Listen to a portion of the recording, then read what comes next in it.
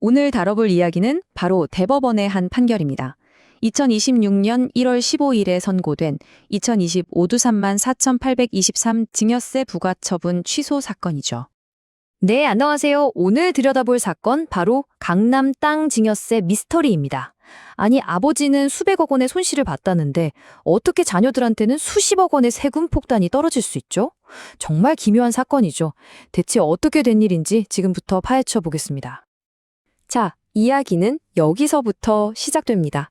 한 아버지가 있었어요. 이분이 강남에 진짜 노른자 땅을 무려 386억 원이라는 거액에 사들입니다.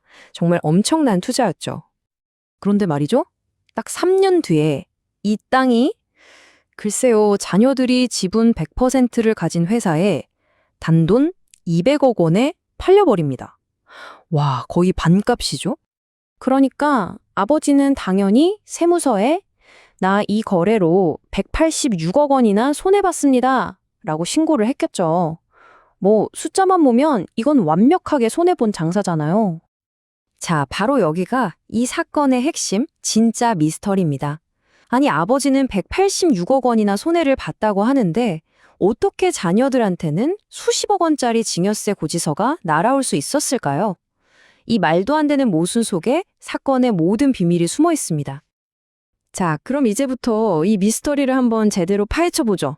도대체 어떤 거래였길래 이런 일이 벌어진 걸까요? 그 기묘한 거래 내용부터 자세히 살펴보겠습니다. 등장인물을 보면 아버지가 있고 또 그 네 자녀가 지분 100%를 가진 회사가 있습니다.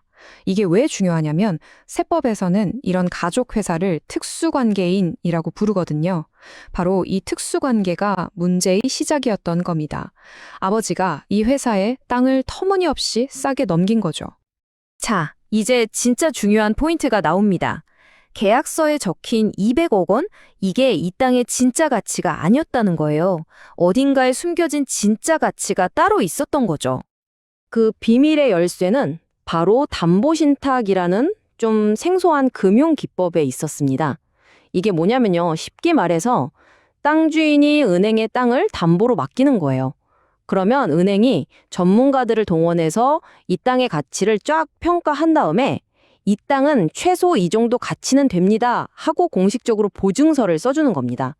이 보증서가 바로 수익권 증서라는 거고요. 자, 그럼 가장 궁금한 거. 과연 은행이 평가한 이 땅의 진짜 가치는 얼마였을까요? 거래 가격 200억 원과는 얼마나 차이가 났을까요? 보이시나요? 무려 324억 원입니다. 은행은 이 땅의 가치를 324억 원으로 평가했던 거예요. 매각가 200억 원보다 자그마치 124억 원이나 높은 금액이었죠. 바로 이 순간 숨겨진 가치가 드러난 겁니다. 근데 더 놀라운 건 뭔지 아세요? 이 모든 일이 2019년 5월 17일 딱 하루 만에 벌어졌다는 겁니다. 잔금을 치르고 소유권을 넘기고 심지어 가치가 324억 원짜리인 새로운 담보신탁 계약까지 전부 같은 날에 일사천리로 진행된 거죠. 자, 국세청이 이걸 놓칠 리가 없죠. 이 이상한 거래를 발견하면서 본격적인 법정 다툼이 시작됩니다. 그런데 정말 재밌는 건 1심과 2심 법원의 판결이 완전히 180도 달랐다는 겁니다. 국세청의 계산법은 사실 아주 간단하고 명쾌했어요. 이 땅의 실제 가치는 325억 원인데 200억 원에 팔았네? 그럼 회사가 125억 원 이익 받잖아. 그 회사 주주는 100% 자녀들이니까 이 이익은 결국 자녀들한테 공짜로 준 거나 마찬가지지. 바로 이 논리로 증여세를 부과한 겁니다. 아주 직설적이죠? 이게 바로 그 엇갈린 판결입니다. 1심 법원은 아니 법에 거래일이 언제인지 명확하게 안 나와 있잖아? 라면서 납세자, 그러니까 아버지 가족의 손을 들어줬어요. 그런데 2심 법원은 달랐습니다. 다른 비슷한 법들을 보면 충분히 해석할 수 있다. 거래일은 잔금 치른 날로 봐야 한다 하면서 국세청에 손을 들어준 거죠. 완전히 뒤집힌 거예요. 이렇게 1심과 2심의 판단이 완전히 엇갈리면서 이 사건은 결국 최종 보스, 대법원으로 가게 됩니다. 그리고 대법원은요, 그냥 누구 편을 들어주는 수준이 아니라 이 논란에 종지부를 찍을 아주 명확하고 강력한 원칙을 세웁니다. 대법원의 논리는 정말 체계적이었습니다. 한번 보세요. 첫째, 이 법을 만든 목적이 뭐냐? 특수관계인 이용해서 세금 빼돌리는 거 막으려는 거 아니냐? 둘째, 경제적 이익이 실제로 넘어가는 순간이 언제냐? 셋째, 다른 비슷한 법 조항은 이걸 어떻게 보고 있냐? 넷째, 이 거래에 대한 법인세 처리 기준과는 일관성이 있어야 하지 않겠냐? 이렇게 4단계에 걸쳐서 꼼꼼하게 따져본 겁니다.